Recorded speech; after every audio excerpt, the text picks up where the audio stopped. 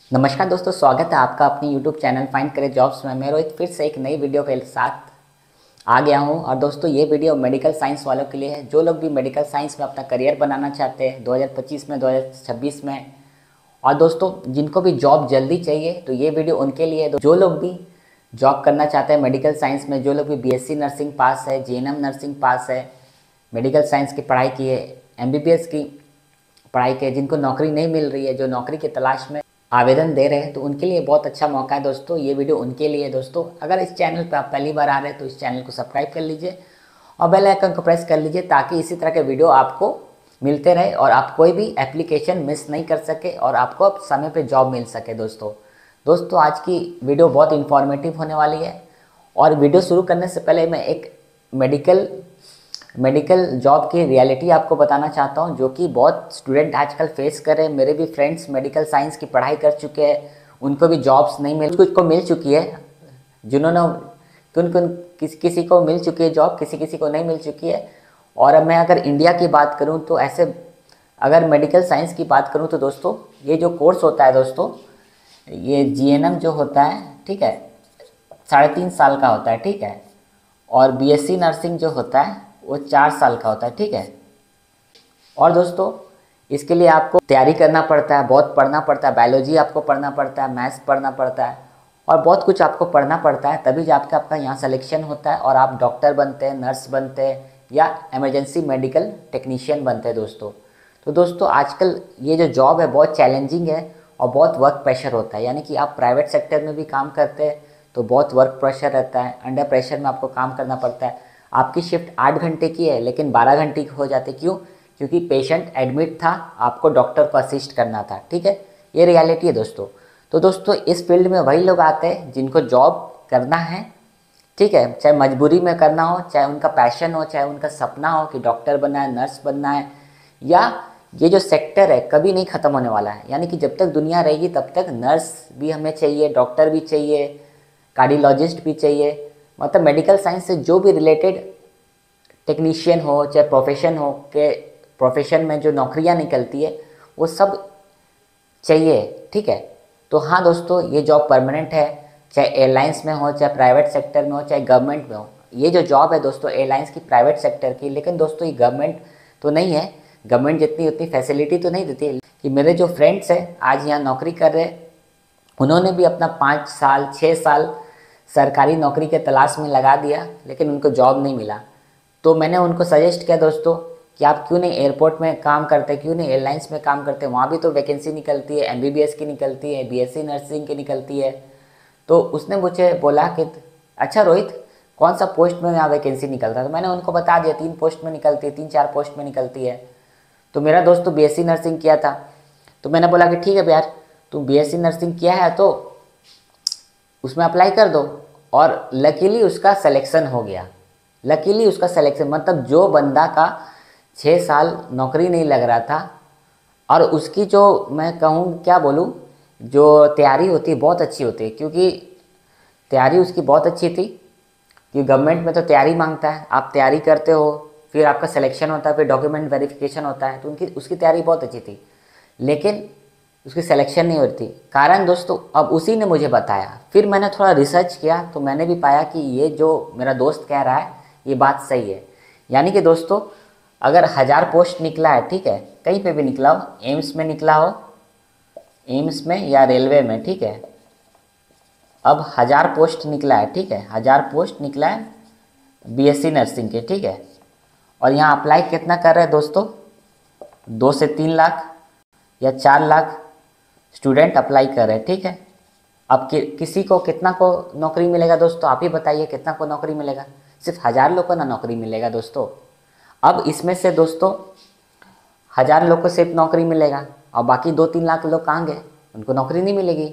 अब ये जो 1000 लोग हैं इनका गवर्नमेंट में सिलेक्शन हो गया, ठीक है, इनका गवर्नमेंट जॉब हो गया, ठीक है। और गवर्नमेंट जॉब क्या है? परमानेंट जॉब दोस्तों, है ना। गवर्नमेंट जॉब क्या है? परमानेंट जॉब है, स्टेबल जॉब है, बहुत सारी फैसिलिटी मिलती है ना, बहुत सारी फैसिलिटी मिलती है। और सबसे अच्छी दोस्तों मुझे गवर्नमेंट जॉब की क्या लगती है फैसिलिटी, वो है क्वार्टर मिलता है, ठीक है। यानी कि कोई भी स्टेट में आप जाते हो उनका कंपनी का क्वार्टर मिलता है, ठीक है।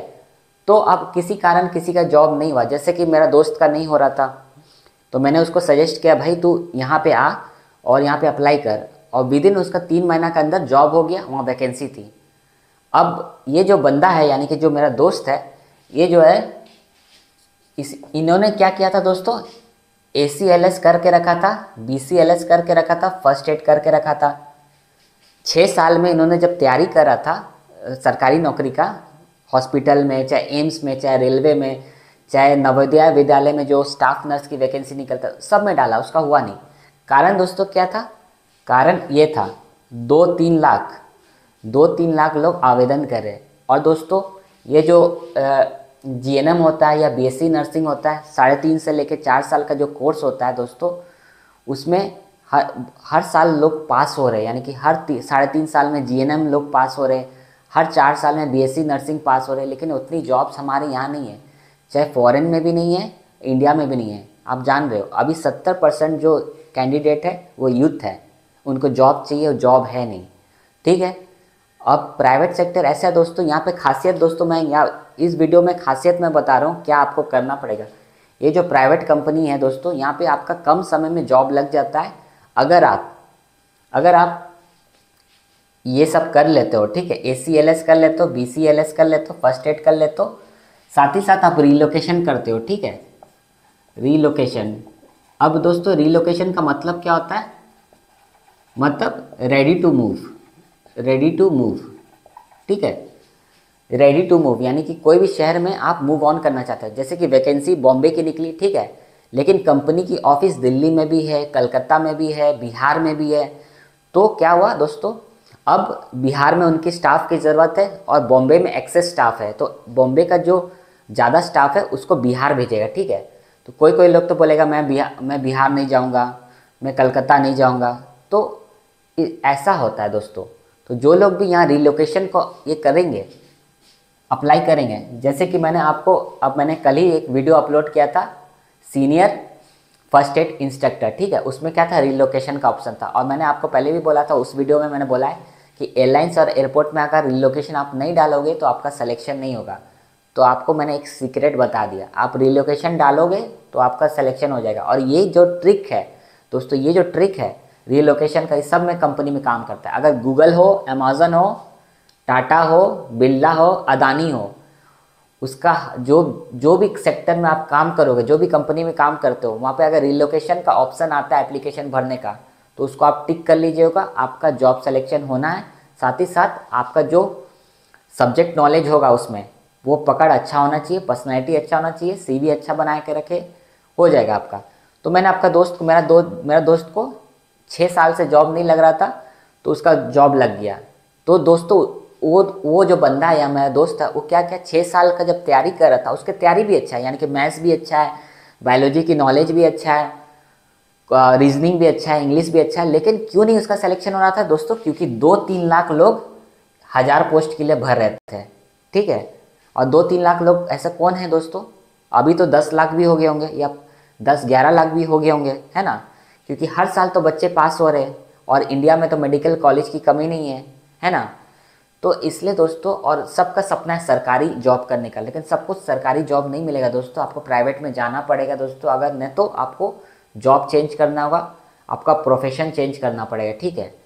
तो यही दोस्तों मैं आपसे रिक्वेस्ट करूंगा दोस्तों, आप अपना साल बर्बाद मत कीजिए, तुरंत प्राइवेट जॉब अप्लाई कीजिए, ठीक है, तभी आपको मेडिकल साइंस में जॉब मिलेगा दोस्तों। सरकारी जॉब भी भरते रहिए, साथ ही साथ आप प्राइवेट सेक्टर में भी जॉब के लिए अप्लाई कर दीजिए, ठीक है। क्योंकि दोस्तों बहुत लोग ऐसे होंगे जिनको जॉब नहीं मिलेगा, क्योंकि ये जो लोग हैं, ये जो 1000 लोग हैं या 20,000 है या 50,000 है या 1 लाख लोग हैं, जो लोग आज सरकारी नौकरी कर रहे हैं, उनका परमानेंट जॉब है। ये लोग इनकी वैकेंसी कब आएगी दोस्तों जब ये लोग रिटायरमेंट होंगे 55 या 60 साल में, तब यहाँ वैकेंसी आएगी दोस्तों। तो 55 साल तक आप क्या नौकरी नहीं करोगे क्या? इसलिए मैं आपसे बोल रहा हूँ दोस्तों, आप लोग प्राइवेट जॉब में डालिए, भले पेमेंट कम है। आज के वीडियो में हम यही बात करेंगे एयरलाइंस में कैसे काम करना है दोस्तों, ठीक है। तो मेरे बहुत सारे वीडियो में मैंने बता रखा है दोस्तों, और जिनको भी मेरे से ट्रेनिंग लेना है, खासकर ये मेडिकल साइंस वाला के लिए, तो मैं ट्रेनिंग देता हूँ दोस्तों हिंदी मीडियम के लिए खासकर, और इंग्लिश मीडियम के लिए भी। जो लोग मुझसे ट्रेनिंग लेना चाहते हैं तो मैं उनको ट्रेनिंग देने के लिए तैयार हूँ दोस्तों। बैच में ट्रेनिंग होगा, 2-4 लोगों का बैच बनेगा और उनको मैं ट्रेनिंग दूंगा, और मैं उनका CV भी चेक करूंगा, रिज्यूमे भी चेक करूंगा, इंटरव्यू सेशन भी कंडक्ट कराऊंगा, और कौन कौन से क्वेश्चन HR पूछते हैं वो भी मैं शेयर करूंगा। तो एक तरह से मैं पूरा आपको तैयार कर दूंगा पैरामेडिक नर्स के लिए, ठीक है। लेकिन मैं गारंटी नहीं दे सकता हूँ दोस्त, कि मैं गारंटी नहीं दे सकता हूँ कि आपका सिलेक्शन हो जाएगा, क्योंकि दोस्तों लोग बहुत है, ठीक है, लोग बहुत हैं अप्लाई करने वाले, ठीक है। मैं गारंटी नहीं दे सकता हूँ, लेकिन मैं इतना कह सकता हूँ मैं आपको तैयार कर दूंगा। और अगर आप रेडी टू मूव होंगे, यानी कि रिलोकेशन अप्लाई करोगे, तो आपका जॉब सिलेक्शन पक्का हो जाएगा, ठीक है। और इसके साथ भी अगर आप कोई स्किल्स रखते हो, जैसे एक्सेल का रखते हैं या ऑफिस का रखते हो, कस्टमर सर्विस का रखते हो, तो आपको दूसरे सेक्टर में भी जाने में बहुत मदद मिलेगी। आजकल बहुत सारे वर्क फ्रॉम होम हो रहे हैं, तो वहाँ भी आपका जॉब ओपनिंग है दोस्तों, वहाँ भी अप्लाई कर सकते हो इसके साथ, तैयारी के साथ। तो दोस्तों यहाँ पे जो स्टार एयर कंपनी है, वो क्या कंपनी है? स्टार एयर जो कंपनी है वो एक रीजनल कंपनी है, ठीक है। और रीजनल कंपनी, ये इसकी कंपनी कब स्टार्ट हुई थी? 2019 में स्टार्ट हुई थी। और इसकी जो जितने भी फ्लाइट्स ज़्यादातर होते हैं वो Tier 1, Tier 2 और Tier 3 सिटीज़ में होते हैं, ठीक है। और Tier 2 और Tier 3 सिटीज़ में जो फ्लाइट इसकी कनेक्शन होती है वो उड़ान योजना से, फुल्ली गवर्नमेंट स्पॉन्सर्ड स्कीम आई थी, उड़े देश का आम नागरिक, उसमें से उन्होंने ये योजना पे फ्लाइट चला रही है, और अच्छी खासी इसकी ग्रोथ हो रही है। और आने वाले साल में ये नंबर 1 एयरलाइंस बनने वाला है उड़ान योजना में, ठीक है।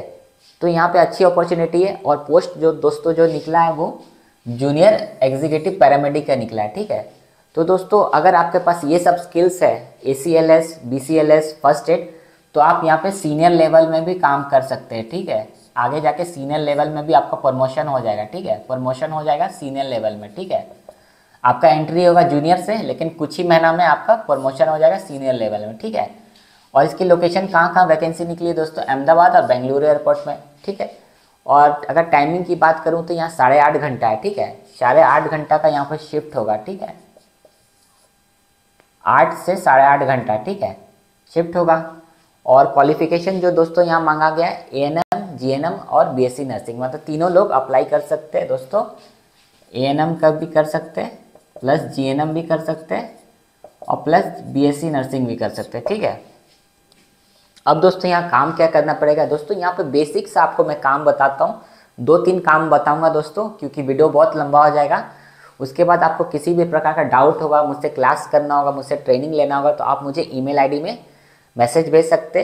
मैं कुछ दिनों में आपका रिप्लाई कर दूंगा और आपका बैच तैयार कर दूंगा, ठीक है, आपको ट्रेन कर दूंगा। क्योंकि लोगों का फ़ोन आ रहा है मेरे पास, तो मैं उनके पास सबसे पहले उनको मैं ट्रेन करूँगा, और उनके बाद किसी और को ट्रेन करूँगा, ठीक है। तो अभी स्लॉट बहुत कम है, तो आप जल्दी जल्दी अप्लाई कर दीजिए, फिर मैं आप लोग को ट्रेन करूँगा, ठीक है। तो दोस्तों यहाँ पे सबसे पहले आपको काम क्या करना पड़ता है दोस्तों? यहाँ पे जो एयरलाइंस में होता है, एयरलाइंस जो होता है या एयरपोर्ट होता है, ठीक है, यहाँ पे पैसेंजर होते हैं, और एयरलाइंस के अंदर क्या होता है? एयरक्राफ्ट होता है, ठीक है। तो एयरक्राफ्ट को फ्लाई करने के लिए पायलट की ज़रूरत होती है, और पायलट को तभी अनुमति मिलती है, पायलट को तभी अनुमति मिलती है फ्लाई करने की जब वो मेडिकल टेस्ट में पास होता है, ठीक है। तो उसके लिए DGCA जो गवर्निंग बॉडी है एयरपोर्ट का, वो क्या करता है? DGCA, ठीक है, DGCA। इसका लिंक मैं अपने डिस्क्रिप्शन बॉक्स में दे दूंगा, तो वहाँ से आप DGCA का अच्छे से पढ़ लीजिएगा, ये जानना बहुत ज़रूरी है। जैसे मेडिकल काउंसिल ऑफ इंडिया होता है वैसे DGCA होता है, ठीक है, तो पढ़ना बहुत ज़रूरी है। तो पायलट जो होता है, एयरक्राफ्ट कौन उड़ाता है? पायलट उड़ाता है, ठीक है।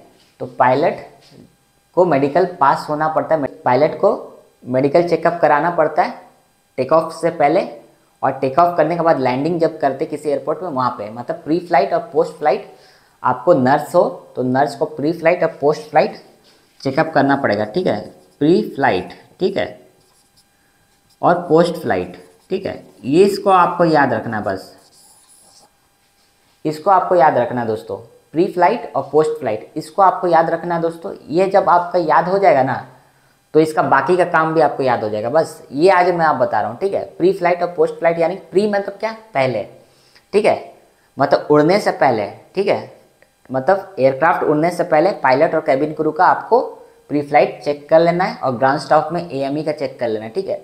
पोस्ट फ्लाइट, जब कोई फ्लाइट किसी एयरपोर्ट में लैंडिंग करती है तो कैबिन क्रू और पायलट जब इनके ऑफिस जाते हैं स्टार एयर के, तो वहाँ पे आपको चेक कर लेना है, ठीक है, कि ब्रेथ अल्कोहल टेस्ट बोलते हैं, ठीक है। वो कौन सा मशीन से टेस्ट होता है, ब्रेथ एनालाइजर टेस्ट से होता है, ठीक है।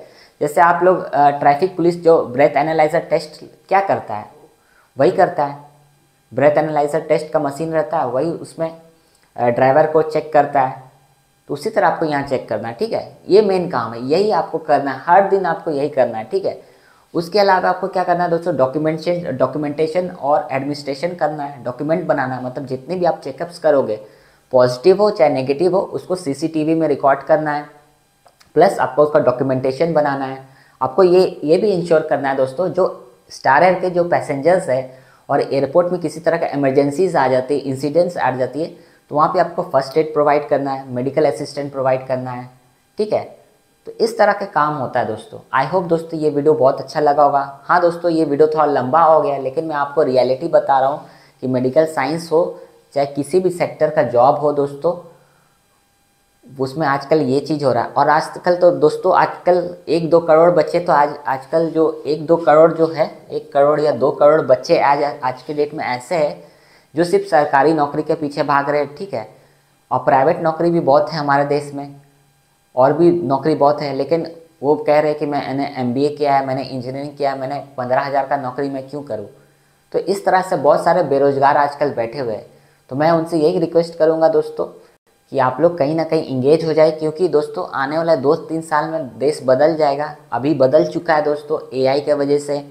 आप जान रहे हो कि एआई की वजह से कितने ले ऑफ्स हो रहे हैं, ठीक है। तो रोबोटिक्स आ गया है।